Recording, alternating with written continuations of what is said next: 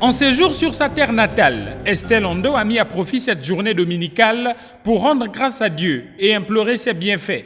En bonne chrétienne, elle a sillonné les différentes églises de Yem pour prier aux côtés des siens. Première escale, l'église protestante de Mekara. En plein culte, les fidèles ont vécu ces moments d'adoration autour de leur sœur, dans la foi chrétienne. Qui ne jette point l'opprobre à son prochain, qui regarde avec dédain celui qui est méprisable, mais il honore ceux qui craignent l'Éternel. Il ne se rétracte point s'il fait un serment à son préjudice. Il n'exige point d'intérêt de son argent et il n'accepte point de don contre l'innocent. Cet évangile a mis en relief le thème de l'amour et du partage. C'est dans ce sillage qu'Estelle Ondo a apporté une vingtaine de bancs à l'assemblée de cette paroisse. Pour la réception de ces équipements, la bienfaitrice pose pour la postérité. Direction le quartier Peloton, précisément dans le temple de l'église dénommée Liloba Nanzambe. C'est en lingala, ce qui signifie en français la parole de Dieu. Ici, l'effervescence religieuse est à son comble.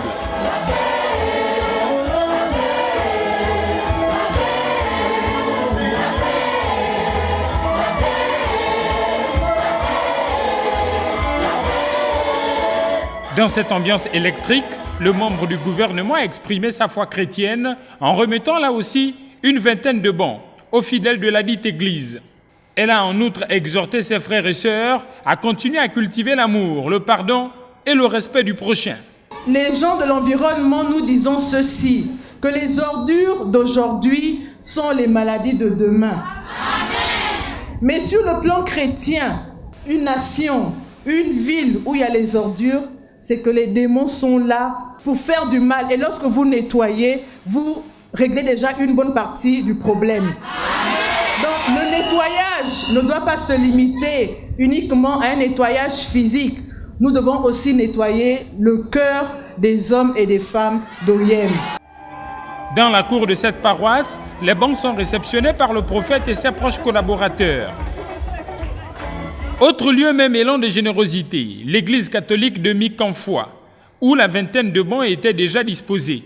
Échange en langue vermaculaire entre Estelle Ondo et ses proches.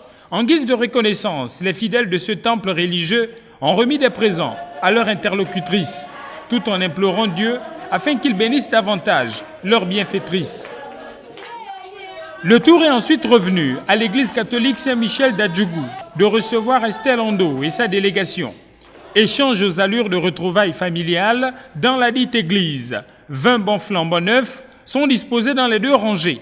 Un geste de cœur qui traduit sans conteste la foi chrétienne de la native d'Oyem. Je suis chrétienne et ce n'est un secret pour personne. C'est vrai que nous tous, beaucoup d'entre nous qui avons cheminé, qui avons grandi dans l'église catholique, même si après, aujourd'hui, je suis beaucoup plus dans la branche pentecôtiste charismatique, mais ce sont mes racines. Et j'avais justement entrepris de pouvoir aider les églises où j'avais trouvé qu'ils n'avaient pas des bancs convenables. Donc depuis un mois, j'ai fait fabriquer certains bancs pour au moins 4 à 5 églises, dont en tout, j'ai offert une centaine de bancs donc pour les fidèles de chaque église. Et c'est une grande joie de pouvoir faire du bien, de pouvoir être généreux. Et ça aussi, c'est un souhait du chef de l'État qui nous demande tous les jours d'aider nos compatriotes. Donc lorsqu'on a un peu plus, on donne aux autres. Lancé en avril dernier, le concours Oyem Ville Propre livre son verdict. Le concept a trouvé indéniablement l'assentiment des populations. Un concept dont le but est d'œuvrer pour l'embellissement de la ville d'Oyem. Dans un concours, ce n'est pas tout le monde qui gagne. même si moi, en tant que représentant de derrière l'hôpital, je n'ai pas gagné, je ne dois pas croiser les bras. Je dois continuer à travailler. Peut-être la prochaine fois, je pourrai gagner un prix. En présence des autorités locales et des chefs des quartiers qui ont pris part à ce concours, les critères de sélection ont été égrenés avant l'instant fatidique, la remise des lots. Dans le premier arrondissement, le quartier Agane 1 s'adjuge le premier prix. L'association des jeunes d'Aquacam 2 remporte le deuxième prix. Scénario identique dans le deuxième arrondissement où le quartier Nguema a été primé, suivi d'Adjougou. Au chapitre des récompenses, 1 million de francs CFA pour le quartier le plus propre dans chaque arrondissement. 500 000 francs CFA pour le deuxième, en suivant la même configuration. Les quartiers Agane 2 et l'association des jeunes de Mekara remportent tour à tour le troisième prix, chiffré à 300 000 francs CFA. Le prix de la meilleure association a été décerné à contribution des H2. Le chèque de 250 000 francs est remis ici par le préfet de Bolossoville. Puis le prix spécial qui revient à l'église Liloba Nzambe pour le dévouement sans faille de ses fidèles dans les actions menées volontairement afin de contribuer à l'embellissement de la cité. Ce qui nous préoccupe, ce n'est pas le prix spécial, mais c'est cet appui pour que notre ville soit propre, puisque c'est une bonne initiative. Et c'est quelque chose que l'Église a toujours rêvé pour épargner certaines maladies auprès des gens, sous l'inspiration de sa grandeur, le prophète Condé Polo Dominique, qui est le fondateur de notre Église, confession religieuse Liloba Nzambe.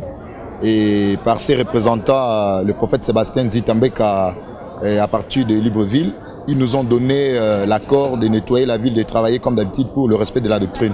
Et lorsque Madame le ministre vient appuyer cette initiative, pour nous c'est une grande joie et nous sommes contents de nous avoir encore renforcé les matériels pour bien travailler dans la ville. Voilà.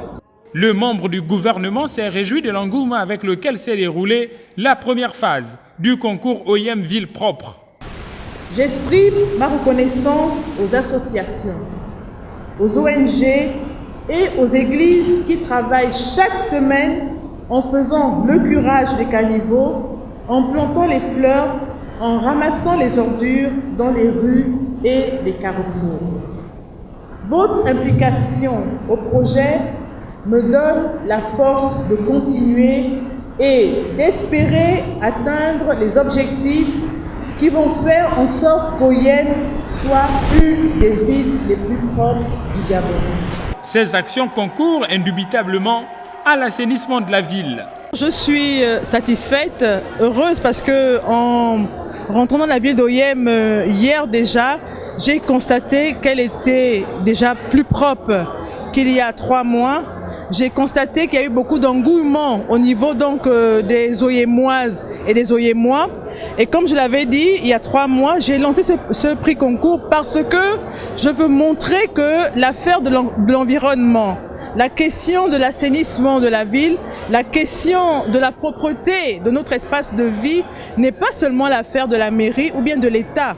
Donc que chaque citoyen, chaque personne vivant dans une ville, dans la cité d'Oyem, doit prendre en considération l'assainissement de son environnement. Et j'ai indiqué qu'aujourd'hui, lorsque nous regardons bien, les institutions internationales lient environnement et santé, et que la question de l'environnement est une question primordiale. Donc à Libreville, par exemple, il y a un slogan qui dit « Les ordures d'aujourd'hui sont les maladies de demain ». Donc pour éradiquer certaines maladies, certains fléaux, nous devons d'abord assainir notre environnement. Et je suis très heureuse de voir que les Oyémoises et les Oyémois ont pris à cœur, disons, ce concours-là, qui va continuer. Ceux qui ont gagné, moi je les félicite et j'encourage dans d'autres quartiers pour emboîter le pas. Et je pense que c'est le bien de tout le monde. Oyem est notre maison à tous. Dans la foulée, le membre du gouvernement a remis des équipements composés d'une quinzaine de brouettes, de pelles et de râteaux aux quartiers et associations qui ont été primés. Le concours se poursuivra dans sa deuxième phase avec le même objectif, le maintien de la propreté dans la ville d'Oyem.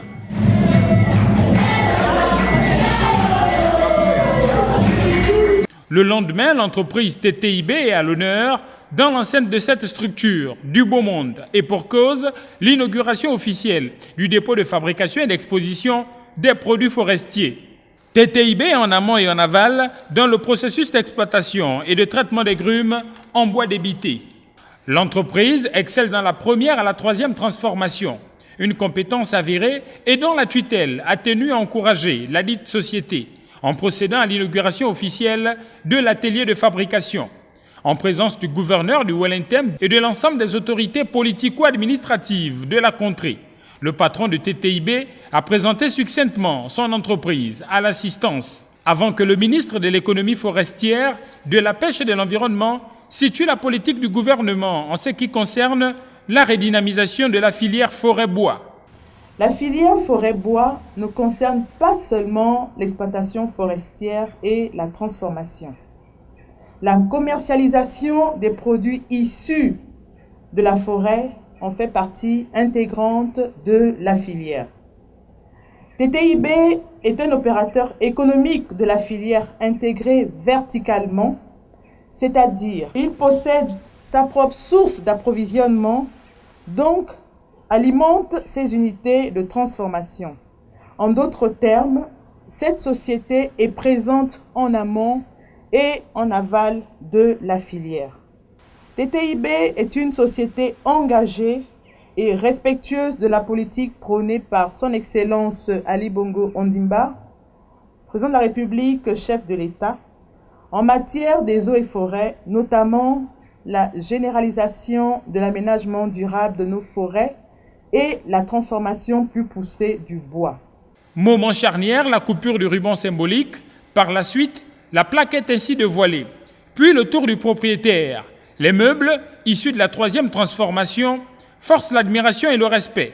Au sortir de cette visite guidée, le ministre de l'économie forestière, de la pêche et de l'environnement livre son sentiment. La société TTIB a intégré la politique du chef de l'État, qui est vraiment de transformer nos matières premières, donc pour mieux les valoriser et pour mieux contribuer donc, au PIB national.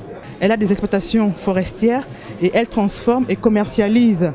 Et donc, toute la chaîne, ça nous permet effectivement de voir aussi qu'au niveau du développement durable, au niveau de l'exploitation légale, au niveau de l'aménagement même de l'exploitation, TTIB est en phase avec notre politique et nous pouvons également voir dans ces produits, on peut faire la traçabilité de sa ressource, ce qui est aussi un combat pour le gouvernement parce que nous voulons lutter contre l'exploitation illégale, nous luttons contre le bois coupé illégalement et donc ça nous permet d'être sûr que le produit fini que nous avons ici, qui est commercialisé, est un produit qui provient d'une ressource légale. Occasion tout indiquée pour le directeur général de TTIB de décliner la fiche technique de son entreprise. TTIB, c'est une société citoyenne qui a débuté son exploitation en 2001. Et nous avons installé les premières usines en 2006. De suite, en 2009, on a procédé à l'installation de séchoirs et une deuxième unité à ramener notre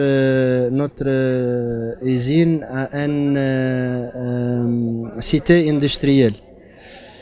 Actuellement, nous avons la capacité de transformation de 50 000 mètres cubes par an et que nous produisons entre 25 et 30 000 mètres cubes de bois débité.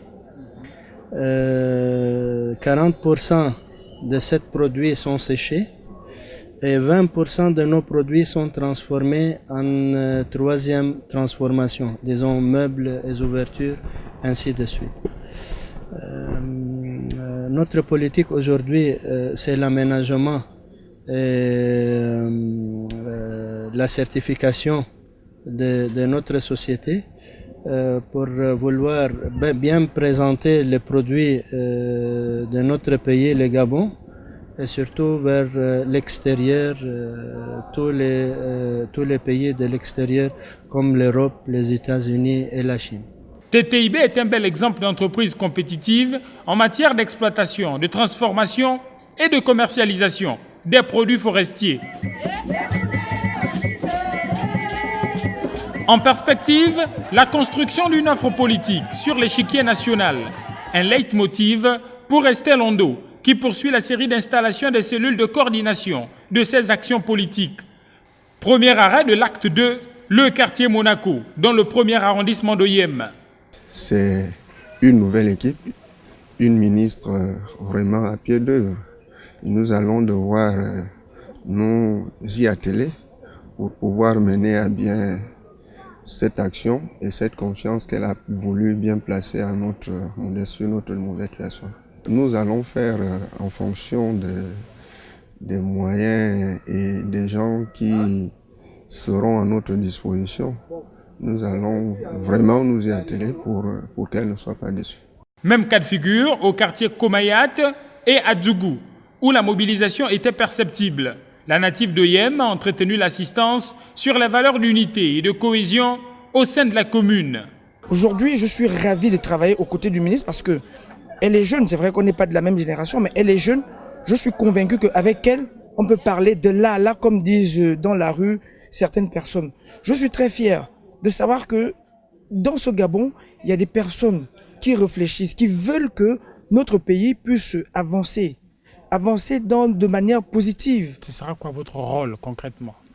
Déjà, faire savoir à la population de mon quartier qui est la ministre Estelle Ondo, parce que bien qu'elle soit ministre, bien qu'elle soit médiatisée, montrer déjà à toute la population de mon quartier qui est Estelle Ondo et dire aux populations ce que Estelle Ondo attend de nous.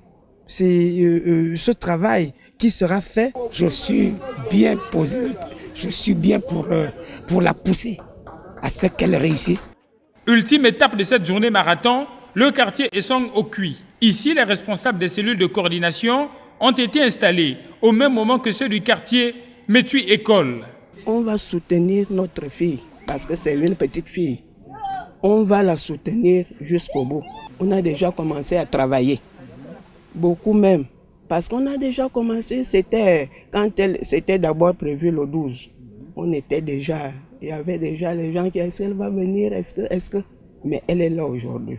L'action est déjà menée depuis.